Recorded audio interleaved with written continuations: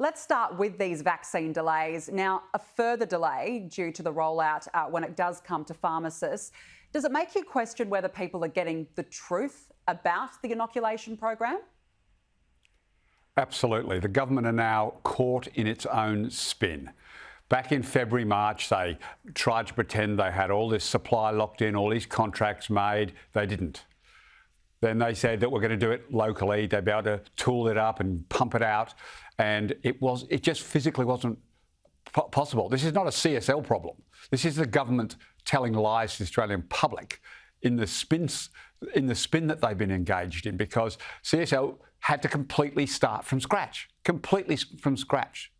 And so they're ramping it up as fast as they can. The problem is that the reason they wouldn't tell you the numbers on the weekend, not the health department, the CMO, or even the company, is because they know that if the numbers that are being pumped out at the moment, you can quickly calculate that the government are months and months and months behind their promises. And they're already missed their target by, of 4 million by 3.5 million. That is a pretty epic fail. And there is no sign that that can be fixed, because this government are more interested in the spin of protecting the Australian public than actually getting the job done. Speaking of which, we've seen really a war of words between states and the federal government emerge. Yesterday, the Queensland Deputy Premier Stephen Miles accused the Prime Minister of using the vaccine rollout to distract from the issue of the treatment of women in Canberra. Last week, David Littleproud fired shots. Is this political point scoring appropriate? Look, no, just tell the truth. The vaccine rollout has been bungled. It's a shambles. They've got to do a big reset. They've got to come clean with the Australian public. We've now got the pharmacists saying there's no way they can fire up. The doctors have been complaining for at least 2 months that they can't possibly deliver on the government's promises. CSL can't produce it fast enough. The international supply has been slowed down, possibly cut off, and the government do not have all of the vaccines that they claimed they were going to have. Remember, we were going to have 4. Well, they don't have 4. So more and more pressure is being put on CSL, and it is not possible for them to go faster. They've got to come clean. There's no October date anymore. And the December sort of timeline they've now, got their fingers crossed for is looking even more dubious, with the pharmacists now saying this. So time to come clean, Scott Morrison. No spin. Tell the truth. OK, well, it remains to be seen. Let's move on, Stephen, to other issues.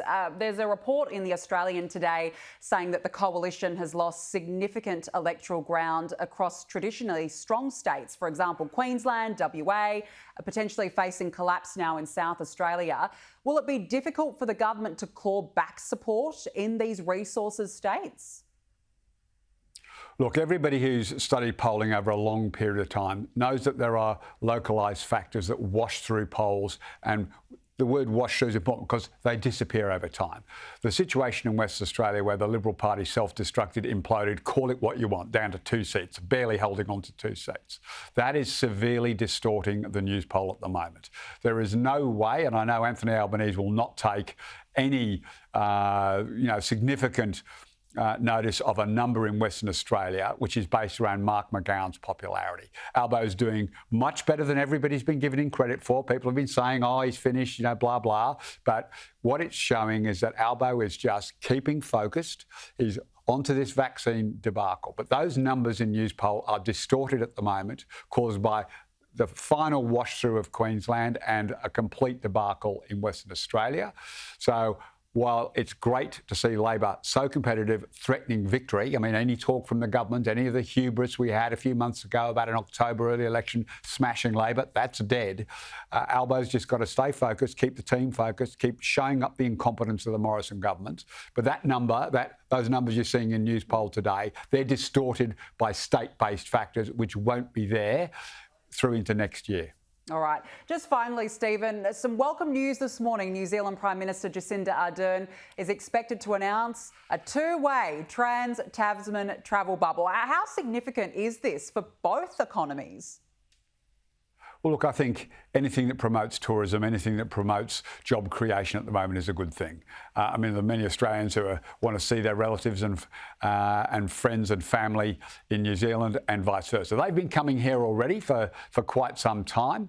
But the ability for Australians to travel to New Zealand to see their family, that's absolutely a great thing. And hopefully this will see more New Zealanders coming into Australia so that our tourism sector, which is so hard hit by the COVID restrictions, they're able to get back on their feet a little bit. Yeah, fingers crossed. Welcome news this morning. Stephen Conroy, thank you so much for joining me. Good to talk.